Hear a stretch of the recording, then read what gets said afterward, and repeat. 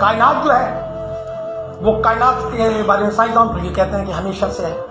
دینیات ہماری یہ بتاتی ہے کہ کائنات پتہ نہیں ہمیشہ سے ہے یا نہیں، خالق ہمیشہ سے ہے، اور کسی کا ہونا ضروری ہے تاکہ آگے سلسلہ چلائے. بغیر ہوئے تو سلسلہ چل بھی نہیں سکتا، کسی کا تو ہونا ضروری ہے. وہ خالق ہے، اس کو فرسٹ کلاس تھا، اس نے سلسلے کو چلایا. تاہم یہ پورا جو ہے کن فیکون کا جو عمل آپ مشاہدہ آپ کے سامنے ہو رہا، اس کا حاصل یہ ہے کہ حضرت انسان ہے جہاں سے نظم کا آغاز ہوتا ہے. اب دیکھنا یہ ہے کہ کائنات پرپسفل ہے یہ بلا مقصد ہے. اس طرح انہوں نے لکھا نا کہ ریشم کہ وہ اس میں دھاگوں میں قید ہو جاتا ہے. کبھی آپ دیکھیں جب ریشم کا کیڑا ریشم اس طرح نکالتا ہے، آخر میں وہ خود اس ریشم کا قیدی ہو جاتا ہے، لٹک جاتا ہے. اس میں ریشم لپٹا نہیں ہوتا، ریشم اس کے ساتھ اس طرح اینگل بنا رہا ہوتا ہے اور وہ درمیان میں اس میں لٹک جاتا ہے اور اس کی موت ہو جاتی ہے. مثال کا کہا ہے تو یہ مارکس نے جو ریشم کے کیڑے ہیں نا اس کی مثال دی ہے. بالکل اس نے کہا کہ جو ریشم بناتا ہے نا، اس سے اچھا ریشم ہنرمند سے ہنرمند انسان بھی نہیں بنا سکتا. لیکن اس کی تخلیق اور انسان کی تخلیق میں ایک فرق ہے کہ انسان جب کوئی چیز بناتا ہے، کوئی ہنرمند مزدور کاریگر، تو پہلے اس کے ذہن میں اس کا آئیڈیا ہوتا ہے، ایک تصور بناتا ہے، پھر وہ چیز بناتا ہے. تو یہ مکمل طور پر اس شعر کی مانند ہے. مکمل بات دیکھیں کہ ایک جہد مسلسل ہے انسان کی، خوبصورتیاں پیدا کرتا ہے، خوبصورتیاں ہر طرف بکھیرتا ہے، تخلیق کرتا ہے. جیسے اقبال بھائی نے بتایا، بات کی کہ یہ تخلیق کار کے ہر اینگل سے اس کو دیکھا جا سکتا ہے.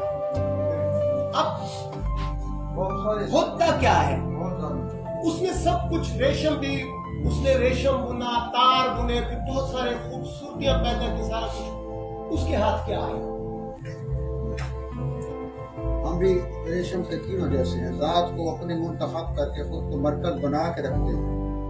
تو یہ انہوں نے ایک عام انسان کی بات کی ہے، لیکن میں سمجھتا ہوں کہ یہ ایک تخلیق کار کے حوالے سے اس پر صادق آتی ہے، ایک تخلیق کار پر صادق آتی ہے. یہ بات تخلیق کرنے والا تخلیق کرتا رہتا ہے، اپنی زندگی کی، اپنی کسی چیز کی وہ پرواہ کیے بغیر انسانوں کے فائدے کے لیے ریشم بنتا ہے کہ اپنی پرواہ نہیں کرتا. خود وہ اپنی جان سے ہاتھ دھو بیٹھتا ہے، لیکن بعد میں اپنے پیچھے ریشم چھوڑ جاتا ہے. یہ میں اس خوبصورتی دیکھتا ہوں کہ یہ ایک تخلیق کار کے حوالے سے بہت اس پر صادق کرتی ہے، بہت خوبصورتی سے صادق کرتی ہے کہ زندگی جو ہے وہ جیسی ہے اس کو ویسا بیان کرنا چاہیے، چاہے وہ تلخ ہے، ترش ہے، شیریں ہے، جیسی بھی ہے. طاف اشرف جو ہے میرے خیال میں بحیثیت مجموعی جو ہے نظم کا شاعر ہے. نظم کے سارے مصرے جو ہے بڑے بندش ان کی بڑی خوبصورت ہے. یہ نظم جو ہے علامتی حصار میں ہے اور بڑی خوبصورتی سے زندگی کے لاحصلی کو بیان کیا گیا ہے. اور اس کو بالکل بھلا دینا بھی ذات خود بہت سارے نقصانات ہیں. پیش کرنا ہوتا ہے کہ آدمی آخرت کو ایسے آنے والی کل کو جس میں اس میں نہیں ہو اس کو کیسے بنا دے.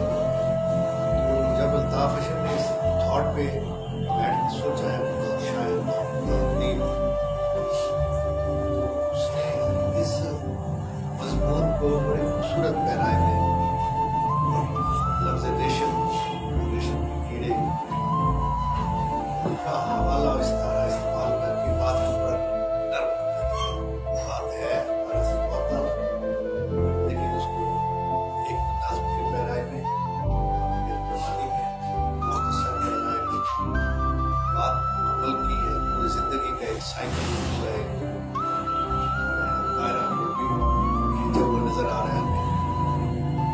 تو یہ الطاف اشرف لا حاصل انچیویبل یا انفارگیٹیبل نظم کے حوالے سے بات کی جائے تو یقیناً اس میں زندگی کا ناپائیدار ہونا، اس کا غیر یقینی ہونا بہت خوبصورت انداز میں بیان کیا ہے.